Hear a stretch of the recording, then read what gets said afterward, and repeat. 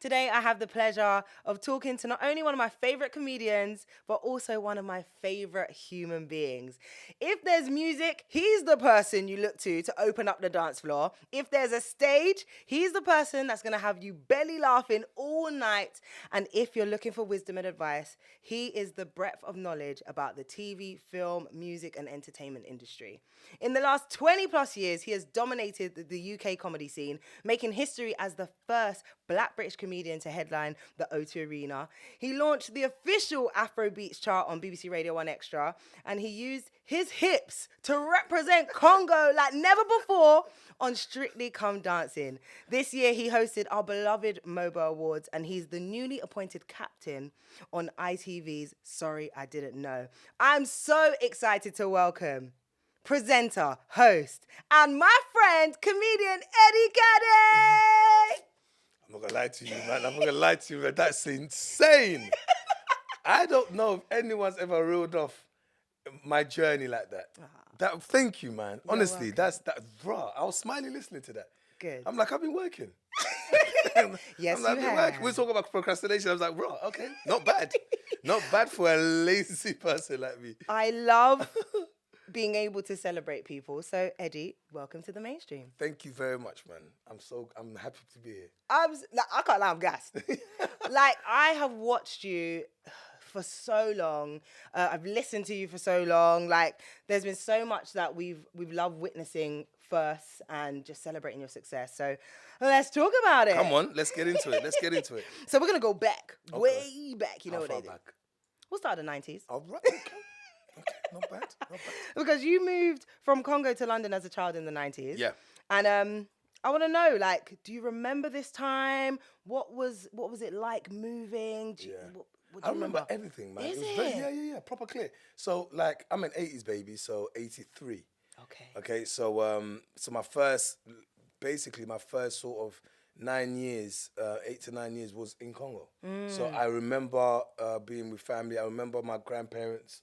I remember my cousins and my uncles and aunties. I remember the houses we stayed in, the community, how fun it was, school, church. I remember everything. Yeah. Right? I remember my uncle giving me a robin bird. Yeah. Gave me a real robin bird? No, so you know a robin bird? The Yeah. small bird.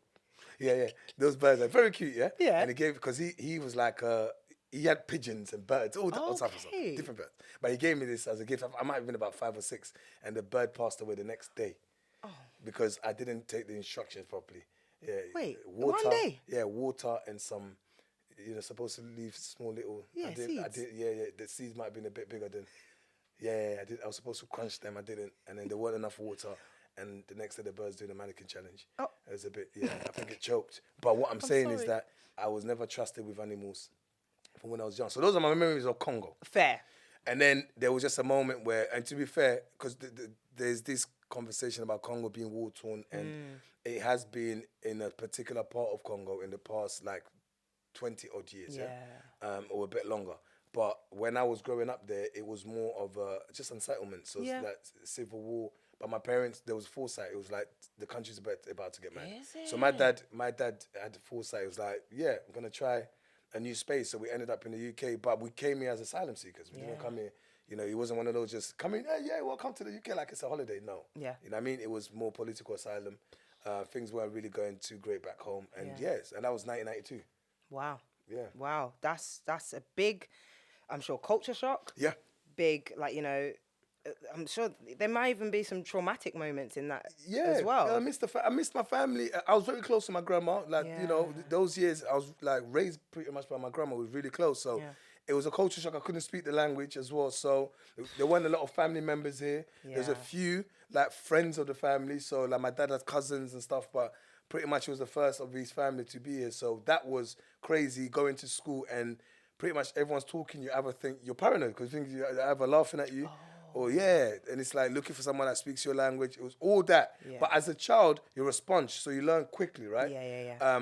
But I think from that was the foundation of me kind of just having to find comfort in the person that I was. Yeah. I think that's what set the tone for the person I am now, to be fair. I love that. Yeah, I man. love that. Well, of course, like you said, you started going to school. You Yeah. started becoming a South Londoner. Yeah, well, I want to be clear. Say West. I consider. Oh, wait. But to be fair. Huh? So let me. So we're SW? clear. My dear. It is the West side. So so let's call it the South side of West because Fulham, you got to swim across that river, over Battersea Bridge. When you reach Battersea, everything changes. Okay, You fair. got 21 seconds to go. You got 21 seconds to go. Fair. You understand? Correction, Yeah, West but, London. But more to your point though, we first settled in Streatham in Tooting. See, I knew you, South. Yeah, for a couple of years. Okay. And then God said, my children, let's part this Red Sea. Fair. And ended up in Fulham. Okay, fair, So, yeah. fair. So Fulham, Londoner. Yeah. And like many, of us 80s and 90s kids, you love Saturday night TV. Oh my God. That was me. Oh, like shivers. Yeah. So, you got the Bruce Forsyths, and then you've got, the Barrymores, Des Cilla O'Connor, Black. Cilla, oh my God. Yeah. Surprise.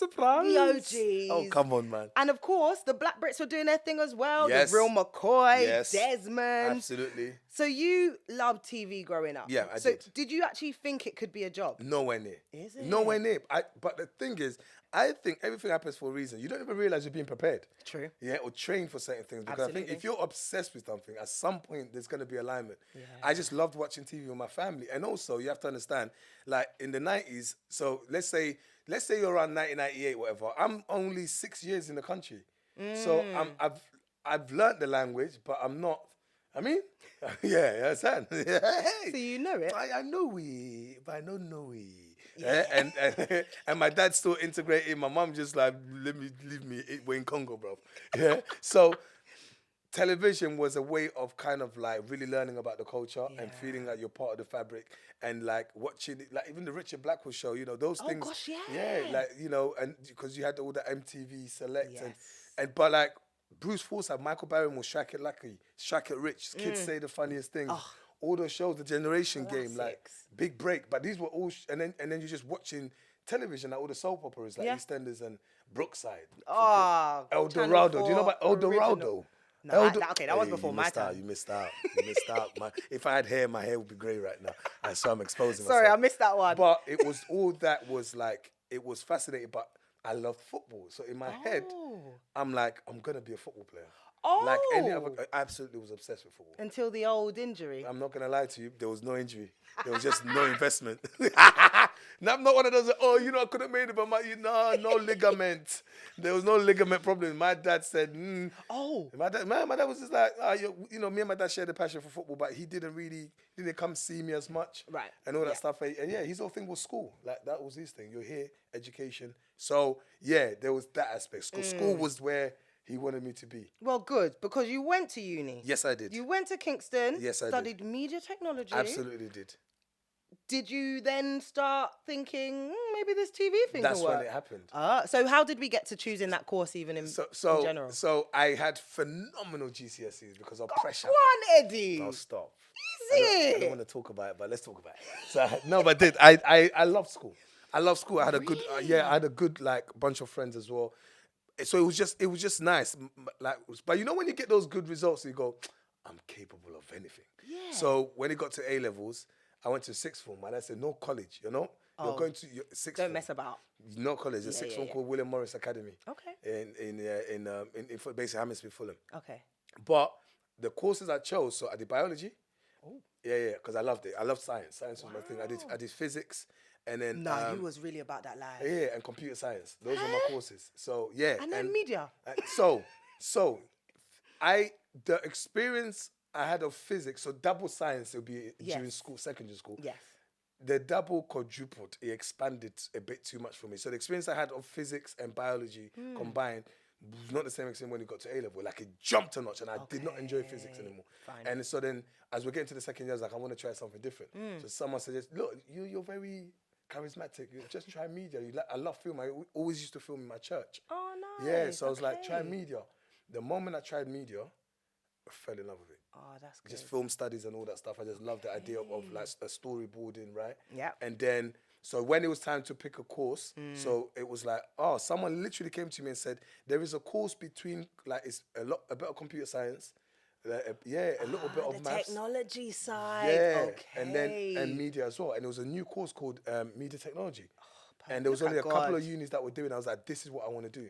hear And then I got to Kingston Uni, and it was just vibes, man. That was my next question. Because, like I said, floor filler. Yeah. From my own experience, Yeah. uni, yes, we're working hard, but at the same time. Listen. And I heard about Kingston. You sure did. I don't. So, yeah. was you in these streets? Or? My day I was on the pavements, about 1 foot on the streets. Do you know what, King? The thing about university, I've got friends for life from uni. Absolutely. Right? So the idea of going to uni, it was like, the first thing was, I got to move out. Even though Kingston wasn't that far, I can commute quickly as well, yeah? Bus You lived 85. on campus? Listen, after the first semester, I said, I'm out, man. I said to my mom said, you're not going anywhere. I said, she looked into my eyes and said, yeah, I know what you're trying to do.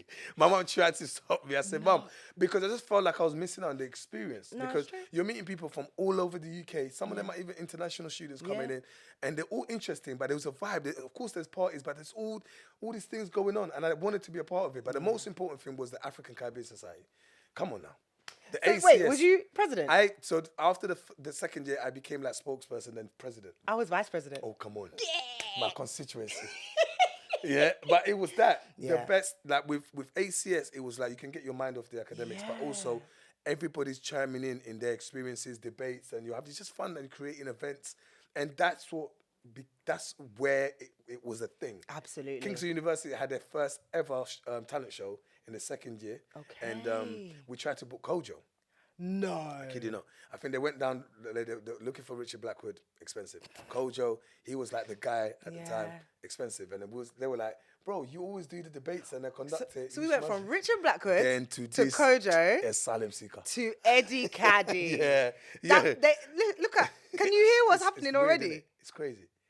That's literally what happened. So then my good friend Camilla, who's still hilarious right now, she does her thing. We just did it together. And we were young, like 19. So let's have fun. And I remember we went on stage to host it and didn't really think too much of it. We just wanted to I was taking to make up my friend's uncle, who was Nigerian. Okay. So I just went into this character and it was like, welcome to Kingston University's first ever talent show. I'm going to have a wonderful time. And I just went into culture and I was coming in and out of character and we had like a fashion show and people loved it. Oh my God. It was just fun. And then 2 ladies came to me and they were like, we go to Brunel University and we'd love to book you for our show. And I said, I'd love to do it. They said, how much do you charge? Remel. I said, charge. I'm coming. That was So it. wait, how much did you say? I said £200. Hey, wait, what? I said £200. They said, we have 75 for you. I said, deal. They humbled you real quick. I said, deal. But it was the beginning of a beautiful, beautiful journey. Proper.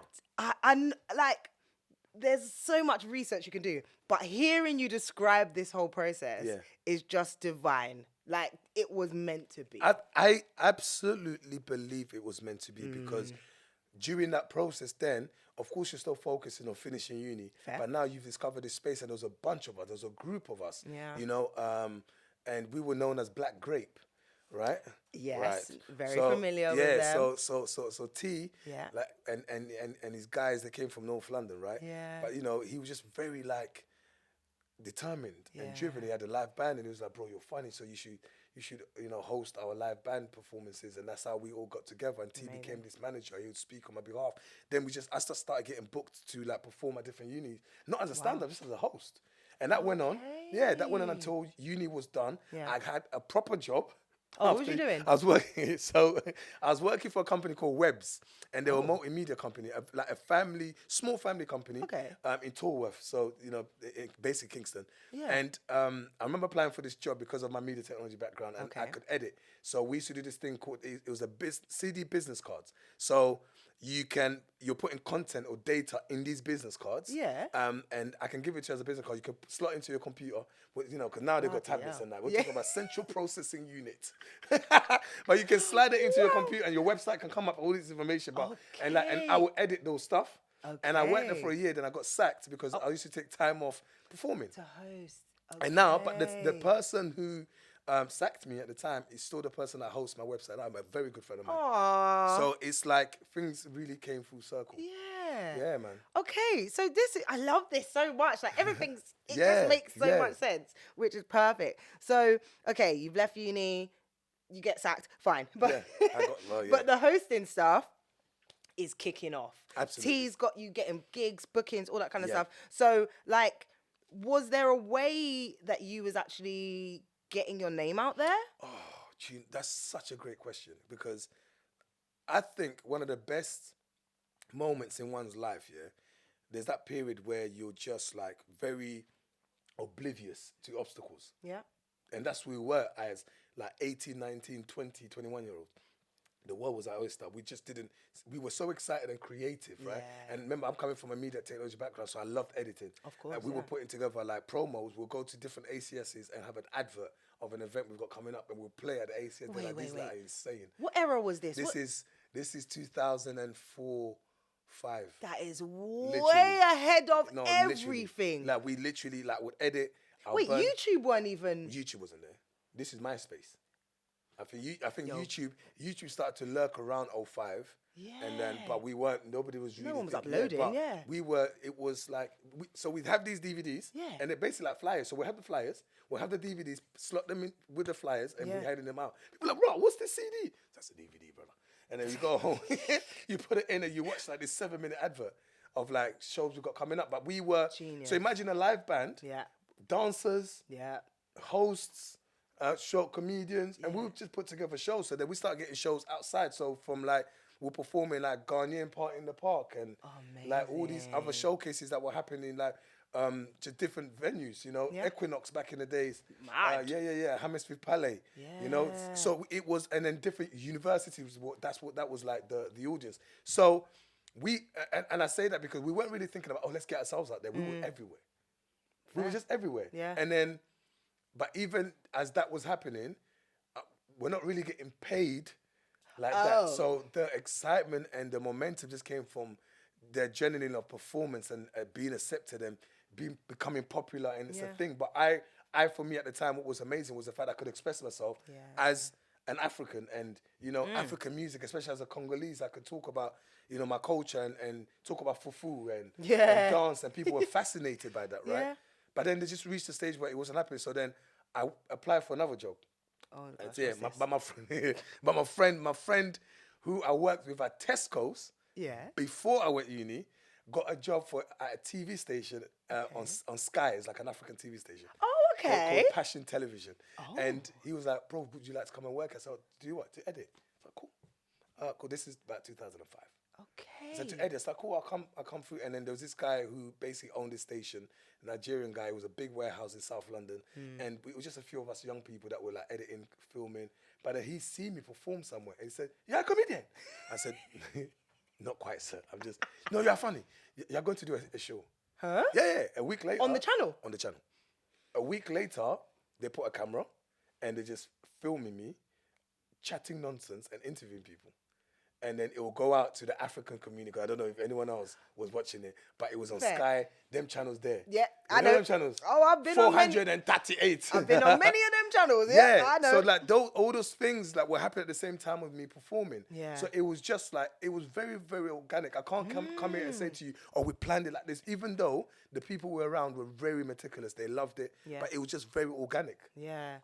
So where did the comedian element come into it? It was, I used to do funny stuff, like funny songs, right? So, yes, we're gonna talk about that. Yeah, so when you had, I think when YouTube started lurking around, but just in terms of performances, when Pow came out, me and my friends in school at uni, so around 04, right? Around that time, it's like Pow is big. Yeah. But I would always turn songs into my African versions. Yeah. So I had a song called Parking Attendant. Yeah, but it was an instrumental to The Boy's Mind. It's mad. It was mad. Wait, what? It was I don't think I've heard this one. Listen, Remel. It was an instrumental to The Boy's Mind. My boy's part-time job, Ben, Ghanaian brother, was a parking attendant during uni. Yeah, he loved cash. He was a parking attendant. Didn't work out for him. Always coming back home depressed. Of course. So he'll come, but when he'll come in, because we lived in the same house, when he'll come in, we'll put the instrumental and start singing, "Can't you see the sign? It's a double yellow line." Listen. Is that where it came from? Literally. You're lying. Literally. And then one day I performed it on stage. It was filmed. And that was my first sort of viral thing that just went. But Viral before viral. Yeah, I put on a parking attendant hat, just sang the song on stage. People loved it. I wasn't really doing stand-up. I'll talk and I'll sing these songs. And then Pow came about and, and it was like, oh, Pow, pound the jam. You're backing up the wrong tree. Fufu is on me.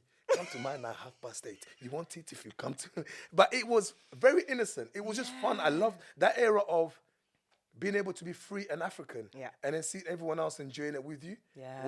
It was like a relief for a lot of people. It was very therapeutic, right? Absolutely. But it went. Again, I met up with Lethal Bizzle outside of it was like a red carpet thing. The first time I met him, I said, I wrote your song. Oh, so that's how it happened? Yeah, I said, I wrote your song. He said, what are you talking about? I said, listen, this is the real version. I know you stole it. Let's talk to the public. And then he's like, what do you mean? I said, this is the version. And I made him do it. But I'm doing my version. And he lost his mind. That's how I met Lethal. You lot look like old, I literally watched that video. You lot look like old mates. No, but you were just playing and bouncing. So listen to me. You've seen the second version. Oh, okay. So by that time, that's 08 with Doneo. Yeah, the one with Doneo. That's the second version. Okay. The original version, I'm way outside the Urban Music Awards. Oh, yeah. Okay, in 2005. And it's Craig Davis coming. I said, that's Lethal Bizzle. Yeah, he's coming out with More Fire Crew. I said, Lethal, can I talk to you? It was a Vox Pop. Oh, so this wasn't even filmed or... This was for that channel that I was working for, right? No, so I swear. They got the exclusive. I kid you not. It was a Vox Pop. And I literally did, he was thinking, who's this crazy guy? Yeah. And I made him do it. And then that became a thing. But then when we did the behind the scenes, I was basically in a video shoot between him and Doneo. Yes. That's the one. And so many people have used that clip and made millions. Oh, I'm sorry. I just needed to use a platform. Let them know. You want your money. But it's a beautiful thing that has been shared. Such a beautiful But that thing. became, I didn't even know the impact of that particular moment, did it? Yeah. I just loved it. So you basically, you didn't actually call yourself a comedian. Everyone else called you a comedian. Yeah, people calling me a comedian. So then I remember Kojo, he saw me performing in a few places, these songs, and then he said, look, come to my comedy club and perform this Pound the Jam, kind of thing. But it sounds crazy, but we used to film. So me and my friend used to film Kojo's shows on the Sundays. Oh, for him? Cameras, we used to film his archives. Yeah. So one of the days he's like, bruv, do your thing, try your thing. I said, yeah, well, cool. And one on there, I did Pound the Jam. My brother with the mad fan acoustic guitar, I did Pound the Jam. We were ridiculous. It was ridiculous. It was acoustic guitar and pound. So but then I was explaining the song and people were laughing. Yeah. And they were like, you should come back again. And then it became a thing. And then, I started getting booked in other places that are like proper stand-up. Like just talking. Wow. And it was just me talking about myself and my culture, my life. And them time I had no structure. I didn't know what punchlines are or reveals or building up what's a 5-minute set. I would just ramble on. And then eventually things started to take place. And that was around the 05, 06 mark. Wow. Okay. We're gonna come back to that because I have to say that everything you just said is such a beautiful way of celebrating your heritage, Congo, the African diaspora, because you're right. Back then, it wasn't cool. No. It was not cool to be African. No. Everyone was fresh off the boat, fobs. It was crazy back then because I'm half and half. I'm half Nigerian, half Guyanese. And I remember, not that I was ashamed, but some people wouldn't say they were African or Nigerian. They wouldn't say their Nigerian names, all that kind of stuff. And it felt like finally we're being celebrated. For sure, yeah. So for you, was that an intentional thing to like bridge the gap between like, you know, being Congo from Africa and the UK, or was it just, again, you just being yourself? It felt like a superpower. Oh, amazing. It did, because I could see people were ashamed. I had friends that said they're from Brazil. Big man, you are from Lagos. Of all countries. What's going on? Like, you know, Tunde becomes like Marco. What's happening? That's crazy. Yeah, but these were real things that were going on. But also it's because you grew up in school and, people made fun of you and then you just took it because there wasn't enough of you guys that had the pride to say, no, this is where you're from. But for me, I didn't see it. So once again, coming into this country and not speaking the language for a long time, I would be in school speaking to you in French or Lingala. I don't care if you understand me or not. And then we might get into it. Yeah. Because it's whatever until I could speak. So Yeah, I was always like that. Then I got to a stage where I realized I will do something as a Congolese, even if it's a dance, and people be like, "Bro, that's different." Yeah. So from probably late secondary school and stuff, people were like, "That's different," and I saw it as a superpower how people reacted. So when I start talking about being African, being Congolese, about my Nigerian friends, my Ghanaian friends, all that stuff, the way people reacted, you can see the Ghanaians who wouldn't be so loud about it, like, "Oh my God, man's talking about us. This is my time. amazing. Yeah. It's our time. Music is playing," and I didn't care. So it felt like I'm unique and I'm giving people something that they don't have. Yeah. Do you know what I mean? And Absolutely. it's like, it became a joyful moment. And I clocked it. I clocked that this could be the making of me. I love the feeling. I was addicted to the feeling of watching people react to the essence of who I really am. That's amazing. You know, even though there were moments where you kind of feel like you don't belong. There were moments you kind of feel like, oh, you know what? Especially now, like the Caribbean, because remember, the Caribbeans also had their moments where it was like, what are you lot doing here? You don't belong. Yeah. And I feel like they passed on the buck at some stage because they're now settled and it's like, but yeah, it definitely felt like a superpower that I relished. Amazing. Oh, that's so good to hear, man. Thank you. Yeah, Thank man. you. Yeah, man. Yeah, man. So, okay, this goes back to your career. So, everyone's seeing you on stage, on the DVDs, on like now that the online's buzzing, you started to get that fan base. Absolutely. And I think it's really interesting that you guys were ready to take it to the stage. Yeah. Because in 2007, you did your first stand-up show at the Mermaid Theatre. Yeah. Who told you was ready for stand-up? Crazy people. Remember, listen to me. I thank God for them because they were audacious. Yeah. Everybody else, remember, I mentioned T, right? And then there was Yolanda Brown, who was eventually who we connected with, and an amazing saxophonist. And we were all part of the same clique. Then there's a guy called Charlie Kenny, who still works with Richard Blackwood now, right? Yeah. An unassuming brother, but an absolute beast. Yeah. And then there's Deji, my boy. But like this whole crew and then all these other guys, but they were so audacious. And I have to say, one thing they all had in common, a lot of these guys were all church-going guys, especially from the same church. So I started going to their church. Okay. I feel like they will leave church on a Sunday and say, you know what, Pastor? Battery pack. God will provide. But it was that vibe because they were like, from 05, starting to kind of get into stand-up and then get to 06. Within a year, I'm at the Black Entertainment Comedy Awards. Oh. Yes. So because we were relentless in our performances. My name... really got there. rounds. Yeah, I'm just any stand-up stage, I'm there, right? Yeah. And I'm sitting and I can see Richard Blackwood, I can see Gina Ashery somewhere there, Lenny Henry, but like people were there, and I won Best Newcomer that year. Wow. Which was a shock. I was just happy to be there. Yeah. So I think around that time, that's when I knew that okay, people know who I am. Yep. And once again, but there was no reason for me to now go and do my own show. But actually, the team, they were like, bro, from uni, we've been doing our own things. We've been ahead. Let's just do our own thing. And I think it applies more now, than it did back then because people are owning their space, they're owning their platform. Look at what you're doing. Yeah. They're owning their content and their stories. And I think it's not always about being underneath someone. You've got to do your own thing. And I think back then, that's exactly what they were trying to, convey the message. Absolutely. And I was like, absolutely not. No, bro. So you didn't want to do it? No, I didn't want to do it. So Ed, you're ready. You don't have... I haven't got a show. Yeah. But no, just be you. Entertain. People like what you're doing because it's unique. No one else is doing it. Yeah. And I'm like, no. It's like, well, we've booked the venue already. Shame. Yeah, it was that. They did their research. He's like, man, we found this amazing venue. I was like, oh. Then there was pressure.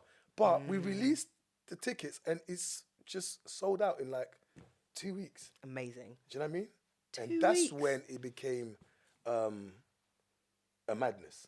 Well, yeah, because that followed up with Indigo O2 multiple times. Yep. And then the conversation opened up, hey, O2 Arena. What are we saying? Same people. It's the same people. We went through a few Mermaid Theatre, the Shaw Theatre in King's Cross. There Yeah. was all these venues, right? Oh, yeah. The Indigo came, and that was a phenomenal moment. It felt, I was still nervous. Every single show was always like, we're not ready. But by that time now, I'm understanding writing pieces and having, a certain theme to my stand-up. I guess you can I'm know getting what there. works. Exactly.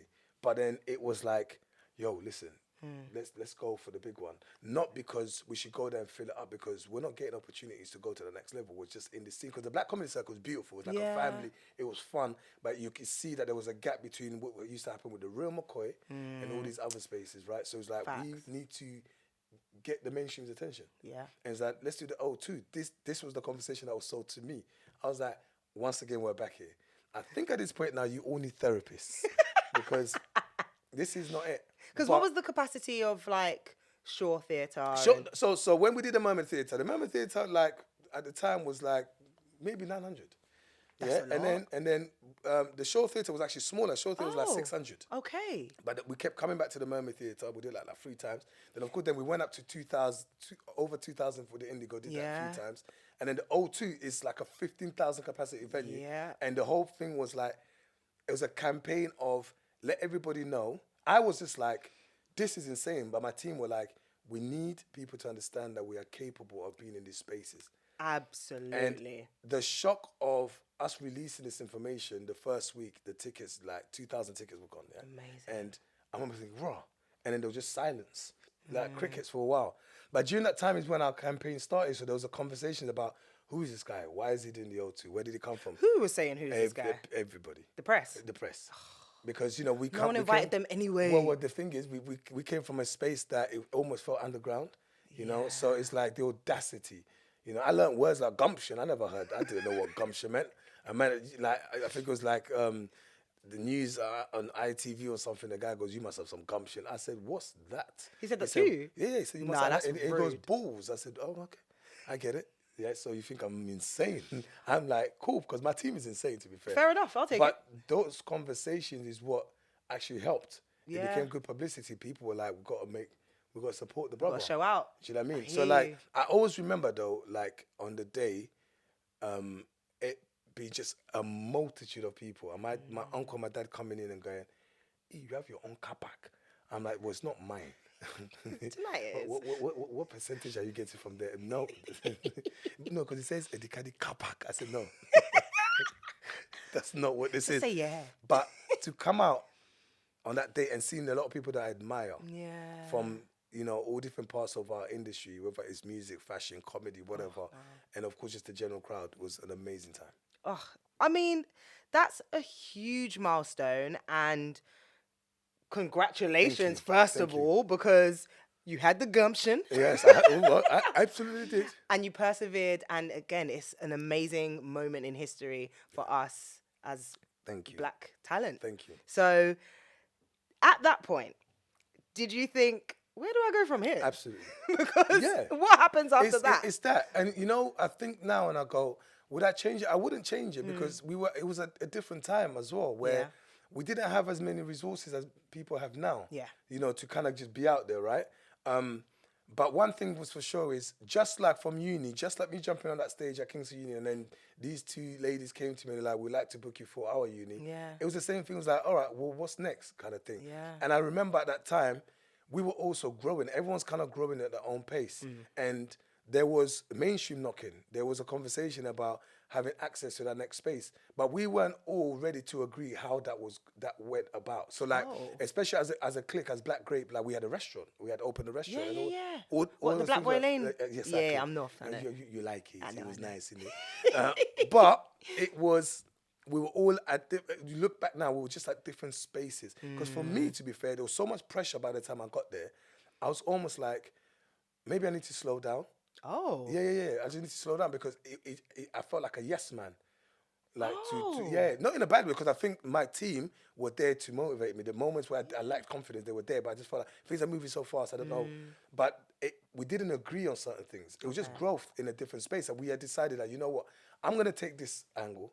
You guys are going to be in that space, and we're going to just, we need, because we were literally doing this thing from uni, and it's going with the road. We just needed to grow at a different space, a different pace. And I think it was the best decision. Okay. At the time, it was a little bit like everyone felt lost. So I got a new management at the time, and that's when I was introduced in the mainstream space Oh. for the first time. Okay. Because, you know, I love what Black Grape do. Yeah. I love what they've done for you. Yeah. But, like, how is it making that decision to move to a different management? Daunting. But also, it wasn't like go from this management to that management. I literally was like, I just need to slow down and just chill. Okay. And then it was the opportunity were just there, right? And it was like, listen, we'd love to do this with you and go here and speak it to your family. And they're like, "Rah, do you know what? Look, see how it goes. Yeah. I mean, just see how it goes." And it didn't go well. Oh. Yeah, it didn't go well. Damn. Like that experience for me was the first experience. It's just you go into this space and once again, you kind of feel like people know what they're doing because they know this space, but then you're moving more and more away from the person that you are, what you want to represent, the messages that you want to convey. So you're not comfortable, and it's just like, no. So did it feel like you was kind of being performative in a space? Yeah, I'm being performative. I'm basically talking about stuff I don't want to talk about. Yeah. I'm in shows I don't want to be a part of. Just you're not happy. Yeah. And you know, look, bless them because they were just trying to take me up to that next level. But I think it's possible now. We know you can go to the next level and still be you and carry culture with you. Absolutely. We know that now. But back then it was like you almost felt like you have to compromise. Yeah. And after a while, like the compromise, I was exhausted from it. Yeah, You know I what totally. And you know what? What I noticed about that time as well was because my career started in the kind of African space as well. yeah. So I was interviewing like, you know, Wizkid, Davido, all Right, before they blew up. So, and I was on the African channels. Yeah.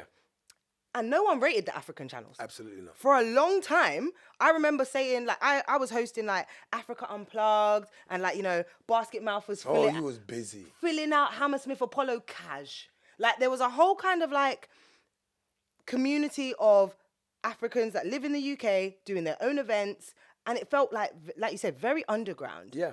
And if you tell, like, a broadcaster, like I say, I've been on TV, they'll be like, what channel? And then the moment you mention the channel, they're like, oh, that doesn't count.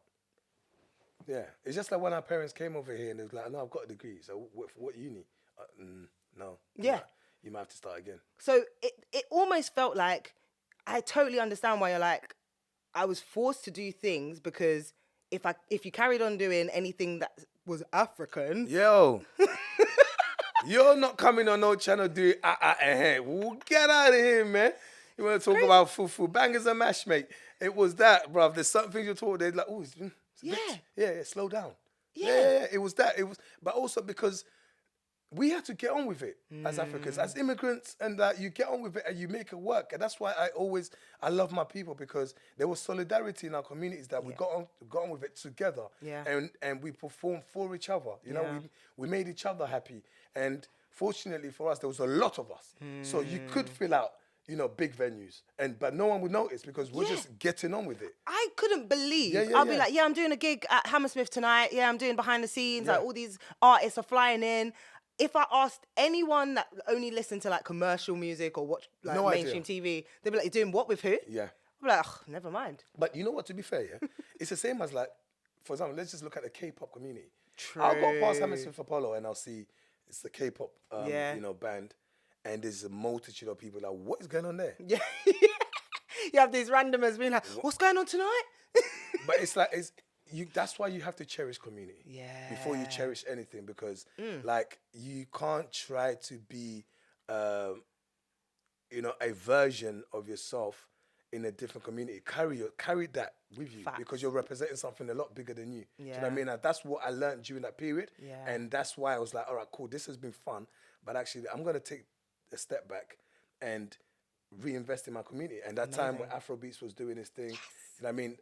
Like you're talking about Basket Mouth and all this guy, the comedy circuit in the African scene, and also the black comedy circuit in general was fantastic. So I had a lot of trips to Africa, you know, performing in so many different, across the you know, the continent, hosting, you know, award ceremonies, whether it's music or movie awards on the continent.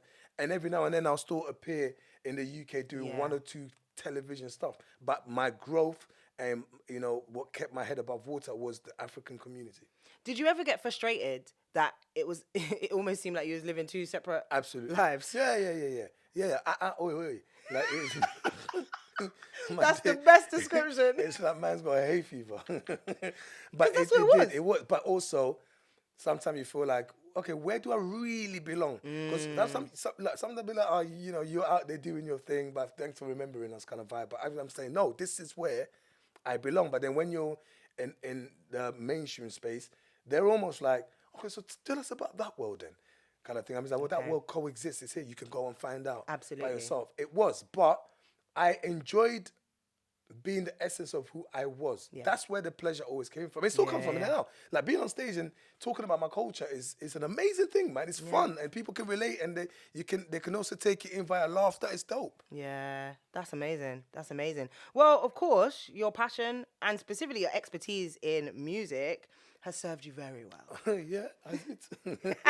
Well, that's why you've been able to, you know, be an international entertainer. Yeah. And of course, in 2020, you had the honor of fronting the official Afrobeats, well, UK Afrobeats chart show on BBC Radio 1 Extra. So for you, like, how has it been seeing the growth of the Afrobeats scene? Man, it was always going to happen. I'm just so blessed to have been a part of it. It came at a time when I was also aligned with it. Yeah. Because also, that's not the first journey that, or the first triumph for music of African heritage. You know, we go back that the fellow critics of this world, Angelique Kidjo, Baba Mao, Yusundo, you know, Kofi Olomide, they've penetrated those spaces. Yeah. But this is our take, you know, our generation.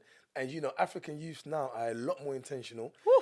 We have a lot more resources, so we can reach the world in such a different, aggressive way, and we lead pop culture. Do you know what I mean? So that's what Afrobeats did. You know, and Afrobeats as an umbrella term for all the different genres, not sub-genres, but different genres across the continent. That was the vehicle that allowed it to travel, right? So for me, it aligned. You know, you had Afro Nation as a festival, the biggest African festival, especially in the West, that happened at the same time as the charts came along with that. So for me, just to be in that space and it happening on a great platform like One Extra was amazing, because for me it just felt easy. It was, you know, it's second nature, because I love the music. A lot of the people in that space, we've kind of grown in the scene together. I've been to their countries and stuff. I've hosted their shows. So we had a lot to talk about, but just more importantly, the actual chart is an official chart.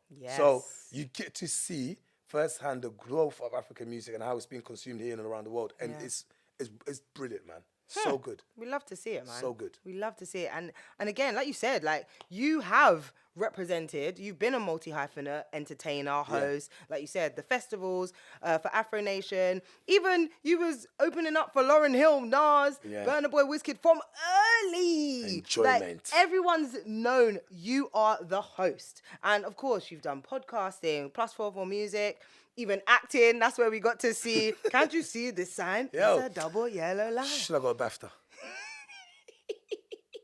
Anotherhood is such an iconic movie that represents us, and you being such a central part. You was a meme before memes were memes. Do you know, it was just fun. That thing there, once again, it's like, it's just, you know, moments. I really think it's just riding the moment and being true to yourself. It will create itself. Facts. It's one of my proudest moments. Are you serious? Yeah, whenever I see that scene, because it's one scene. Facts, I'm like, yo, listen, it lives forever, man. And those are the things they can't take away from you. Yeah. So I mean, and my daughter has seen it. Oh, I love and that. she's just like, what, daddy? Is that you? She loves it, and she'll sing along to it. It's fantastic. That's amazing. So, with that being said, you've done a little bit of everything. So, what do you think of when people say, like, you know, jack of all trades, master of none? Like, do you think us as creators, we need to find a niche, or is it okay to do everything? Why find a niche? Be creative. Like the work, like creativity is that, to create. It shouldn't limit you to just create apples. You know what I mean? Like, you know what I mean, when God created the world, it wasn't just apples. You know? Even though that's the apple that caused the madness. But it was, yes, should we ponder? Oh, Eve, who's that girl? No, you're fine. Us women, we're suffering because of Eve and that damn apple. That apple must have been sweet, though. Granny Smith. Hey, Adam said, oh, babes. Give me a little bit more. But no, it's that though. Like when God created the world, it was versatile, you know. True. There was a sea, there was land, there was air, and then there was the 7 days. Like this, you know, the light and darkness. There's different animals, and I think that's what creativity is. Why should you be like restricted to just be this? I've always been that person that's gone like, don't limit me to what you think I am. Do you know what I mean? There's opportunities. The world is a big place, and you can find different voices. That's why we have so many languages as well. There's different ways to communicate. I can't tell you that you should only speak English. Yeah. Why can't you learn Spanish? Do you know what I mean? And I see creativity the same way. You should. Yeah, I only know La Bamba, to be fair. But it works. It works when I get to Barcelona. Yeah? But why can't you? So for me, like, I enjoy culture. Yeah. I enjoy conveying the message of my culture and expressing it, especially being in this melting pot that we call Great Britain. I enjoy it. I love it. Yeah. And if it means it's through acting, so be it. If I'm on stage and I'm telling stories and it's being consumed via laughter, so be it. Do you know what I mean? If it's like if it's on a music platform, so it's different languages but the same message. Yeah. And that's what creativity is all about. And I think it's really dangerous when people try to, especially kids, try to restrict them from expressing themselves in different ways. For sure, just let them be now.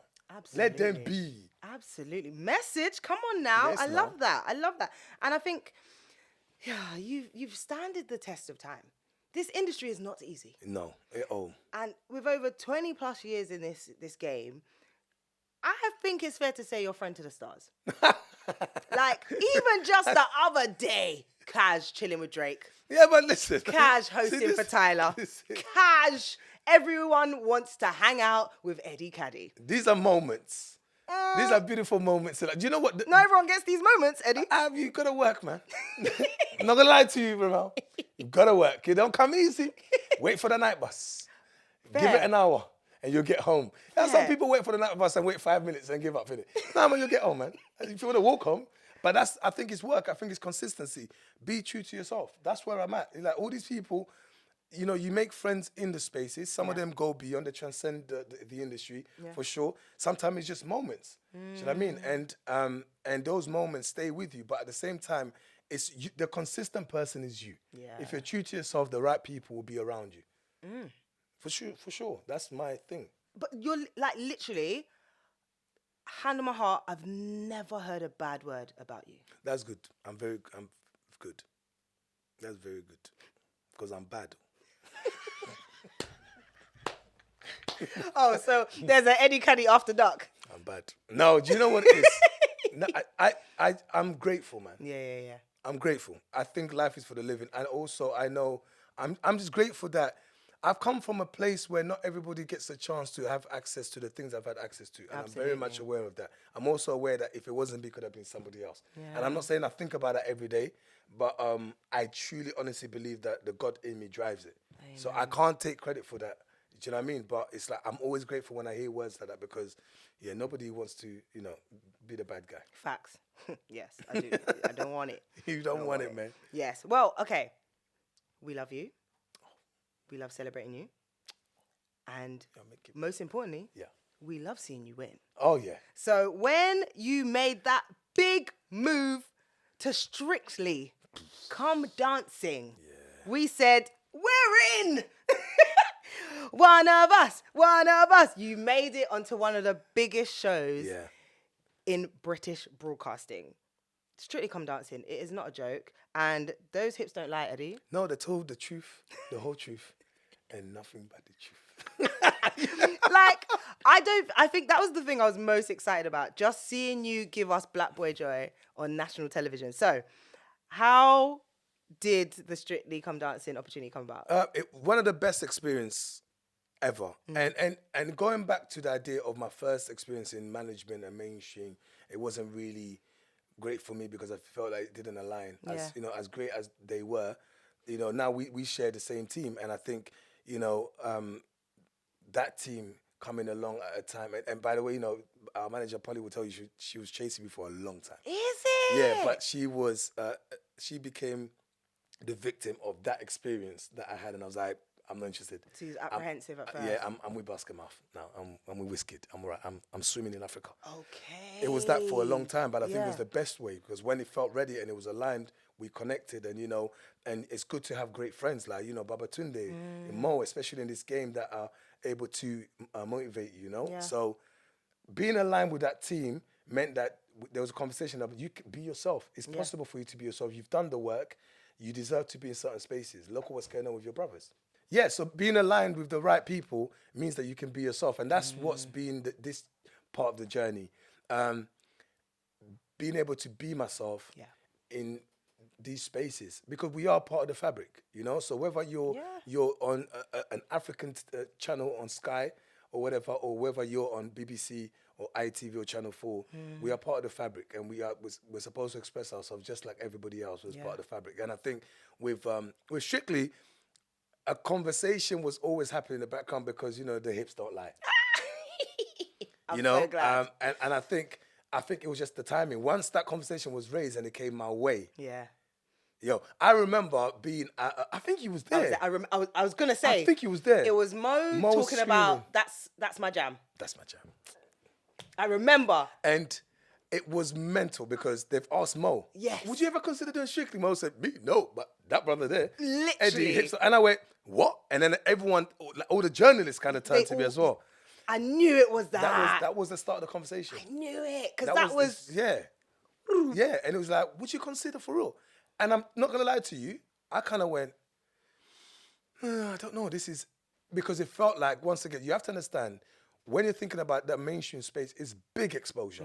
So you kind of go, I've kind of been here before, and I weren't quite ready for it. And, you know, those things starts playing in the back of your mind. So it was like, I'm not sure, because, I love to dance, but also Strictly is a dance show, but it's not about dance. It's about joy. It's about personality. It's entertainment. You got to think about it like that. Otherwise, you're not going to have fun. You're going to go and just be like, I've got to win. I've got to get these steps up. Bro, I'm an African. I love African dancing. Yeah. But you're talking ballroom, Latin, shoulders, pose, twinkle toes. You are playing games.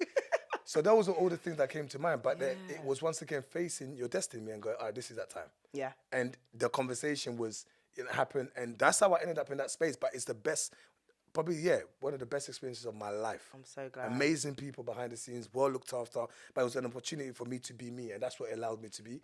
And that's what for me was the win. Yeah. You know, because it is not a joke. Dancing is a sport, man. How did it feel getting kicked out? The raw. Oh, sorry. Too harsh? Ouch. I mean, no, I'm not gonna lie to you. Eliminated. No, better? Deported. Let's just... Is it that harsh? Let's just say deportation. No, do you know what?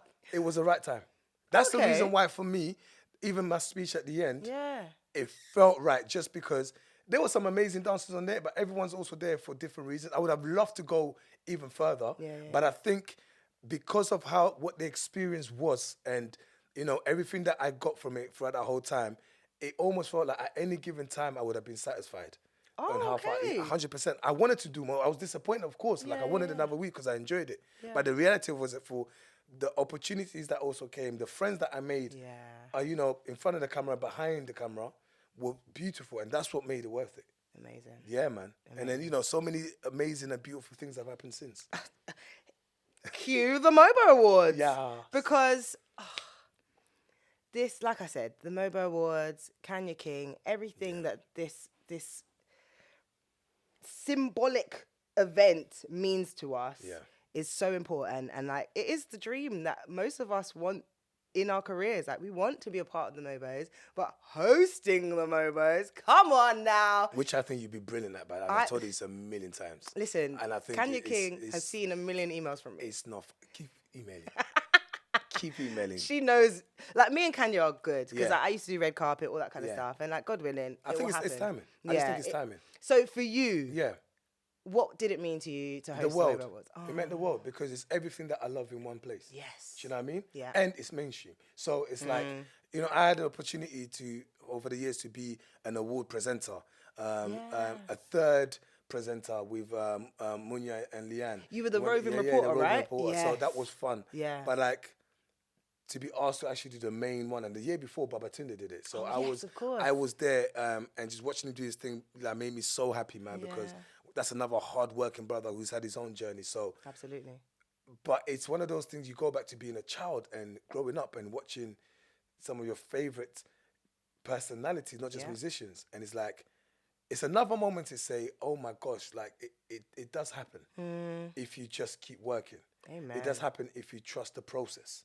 It does happen if you're true to yourself, because I could be on that stage and be myself. Yes. Do you know what I mean? Yes. I could be African, I could be Caribbean, I could be black and proud. Do you know what I mean? You know what I mean? We could introduce, you know, a dancehall artist, an African artist, a grime artist, and enjoy with our people. And Kanye King is a special, special woman, man. You know, especially with what's going on with her right now, and still giving opportunities and not focusing on herself. Even after all these years, I think it's remarkable. It's one of the best experiences, and long may it continue. Amen. You know? Honestly, like, people love to jump online, critique what we're doing, critique what's happening, but the consistency. Oh, yeah. This event has always been there for us to be celebrated. Yeah. It's important. People will criticize. Yeah. People will always talk, but it's feeding us. Yeah. Not everyone's always going to be happy, but the fact that you focus on what you're doing, especially for the community, and the MOBOs has been doing that, as you said, consistently. Yeah. You know, and other platforms have been doing the same thing. So, yeah, online will be online, man. Yeah. They gonna come. They gonna talk rubbish, but, you know, you did that. Yeah, I did. Yes. And long may opportunities like that continue for you as well, because that's just the beginning. I hope so too, man. Yes. I really do. Come on, Grammys. Hey! Come on, Oscars. Hey, listen. If they're all like, hey, Grammys. I can see you doing the Grammys. Remember, I'm changing my number. Not even my manager will get through to me. Yeah, thanks for the opportunities. It's been great. I can see it. Amen. Amen. Why not? Why not? It's because you know what it is? People spoke about stuff like Strictly. It was a why not moment. Yes. MOBOs, why not? Yeah. And then it happens. It's like anything is possible. Yeah. And I've seen people just like me get to those stages and do their thing. Look. Trevor Noah is the example. My goodness. You know? And even closer to home when you watch a Mo Gilligan doing the Brits. Facts. Yeah. The consecutively. Brits. Right? It is possible. Yeah. Literally. Amen. It will happen. Right. So where you are consistently on TV, consistently on Booked and Busy, which we love. So of course, you guys are now working on, sorry I didn't know. Yes. Season 6. Yeah. Team Captain Eddie Kadi. Come on. What a show, man. Talk about it. Let's hear about this show, because it is such a genius. You've not been on the have you? Me and Fraser have been talking, don't worry. I feel like you. Do you know what it is? It's a weird one because I'm not a comedian. Yeah. And I feel like people sometimes don't know what to do with me. Yeah.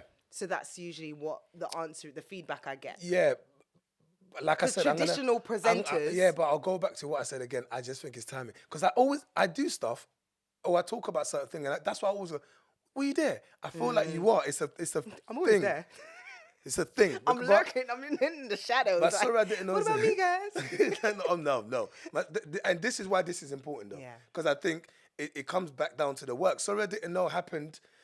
It just aligned with a time. Like Judy Love was a team captain at the time. Jimmy Akimbola, and I got called in as a guest. I think season 2. Oh, mad. Season 2, I got called in as a guest, and then Judy.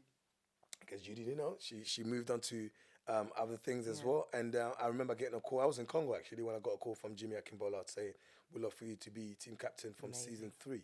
And like, Chizzy, who's now actually the new host. Yes, and Richard is the new captain. But like, it's been a joy. And this is the longest running, all black led production on ITV. We've season 6. Amazing. But that show there, once again, is about, just like I spoke about Strictly, yes, a dance show, but it's not. It's about just joy and personality and enjoyment. But that's what that show is about. They talk about black history, but really, it's us expressing ourselves once again. And it's inclusive. So it's not like an all-black cast, of course. But it's another one of those that makes me know that I can be me on television. And also be able to do all the other shows that I do. So, like, yeah, man, what a great place. It's enjoyment. It's a beautiful thing. And doing a show with Richard Blackwood for the first time properly, once again, it's full circle. Literally, full circle. You lot were trying to book him for ACS. Now you're side by side. The funny thing is, this season gone, Richard and Kojo have both featured. Are you serious? Yeah. So Kojo was a guest. So man, listen, God is good. All the time. Yeah, man. And all the time. God is good. Absolutely. End of the podcast. No, I'm joking.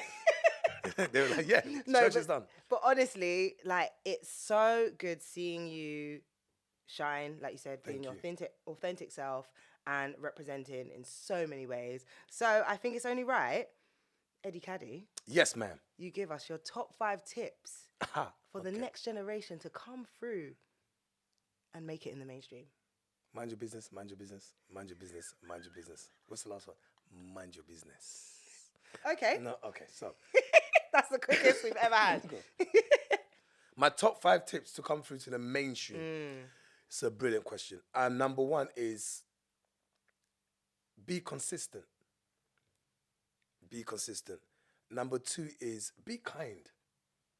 Yes. You know, these things have got nothing to do with your core skills in terms of the actual hands-on skills, but they're to do with life skills. Yeah. Right? Be kind. People always remember when you were kind to them. You might meet someone who was, I don't know, running around backstage at an event, and you're thinking, oh, you're just running around backstage. In 10 years' time, they might be the one that will say yes to you being on the show. Now they are like supervisor, producer. Facts. You know, be kind. Don't go with the trend. Do you know what I mean? Okay. Stay true to who you are. Because a lot of the time people go, oh, this is happening now, so let me jump on it. At some stage, what you're doing will become cool. Yeah. So by that stage, you've now mastered it. Yeah. Do you know what I mean? So like, be true to yourself. Like I talk about me staying true to who I am and my message and stuff. At one stage, it wasn't cool. And now I can be on mainstream television, be me. Absolutely. Right? I think also be with the right team. Okay. And by team, I don't just mean your management. Yeah. So management is fantastic, but also management have to understand you. Be around I'm talking about your friends. Like, your friends can make or break you, man. If you're not around the right people, they'll keep saying to you, you're changing. And they're changing because of your change. So be around the right people who see your journey. Like, my friends that are around me now who are doing incredible things, those are the same people when I was 18, 19, we spoke about being in certain spaces. Yeah. And they facilitate it now. Yeah, you know? Is that 4? That's 4, yeah. That's 4. And the final one, I'm going to keep it real. Be prayerful. If you are, be prayerful. So the kindness and the consistency will help you in those spaces to grow and being true to yourself, your skill sets and stuff, and being able to navigate. But prayerful is the biggest guide. Oof. Brilliant. That's me. Brilliant, brilliant. Thank you so much, Eddie. Like, honestly, like I said, you are literally one of my favorite people because you're always... And so are you, Remel. Thank you. So are you. Honestly, you know this. But again, having you as a big brother in this industry, like just checking in, whenever you see me, it's nothing but love. Whenever you see my husband, it's nothing but love. Yeah, man. Like, he's cool. He's just cool, innit? Let's not... You picked well. There was many grapes, but you said, no. Not sour. Yeah, like... You picked well. But that just goes to show, like, it's not about who you are, what you do. You're just like, you're good people. Man, exactly. Like, he always says, nah, there was a little insider scoop. We were all at a little barbecue. I knew you was going to... And he was like, nah, man. Eddie was spitting facts. He was like, no, I can't wait for this podcast episode because I can't wait for the gems. I'm like, yeah, because you're a real one. Yeah, that was a beautiful conversation that is needed every so often. I always say that that's why the keeping your friends is so important. Do you know what I mean? Because you need that. People will say mainstream. Mainstream is a moment, it's a space. Yeah. But it means nothing if you're not consistent with the person you are. So like conversations like that is what keeps you bold when you now step into the spaces that you're not around the people that you're usually around. Yeah. Do you know what I mean? So like, but I have to say, like, congrats to you. I think this is a beautiful thing. I think it's important for you to use your resources and the people around to usher in the next generation. But also you're bloody good at presenting. So I think it makes sense. Thank you. I'm nosy, innit? Just want to know what you're... bloody well are. Just want to know what you're doing, mate. Yes, you are, Remel. I'm glad you said it and not me. Sorry. But no, thank you. Let them know where they can find you, follow you, keep up to date. You can find me on Instagram as Comedy Kadi. So just COM and my name, Eddie Kadi. EddieKadi.com is where all my dates starting for my tour. So the second part of my tour kicks off from September. So so they can see all the dates there. And just Google me. I exist. I exist. Love it. What's the name as well? Let Me Land. Hey. Let Me Land, and it's just me talking about this journey. Actually, we're talking about just my journey from young and being a bit more transparent, especially coming from a family that were immigrants, and I think especially the times that we're living now, it's helping a lot of people realize they're not by themselves and making people see things from a different space. Like, you're celebrating this guy now, but I was this person, still am. Yeah, absolutely. Yeah, man. Thank you so much, Eddie, for being on the mainstream. My pleasure. Thank you. We did it. We did it. We did it.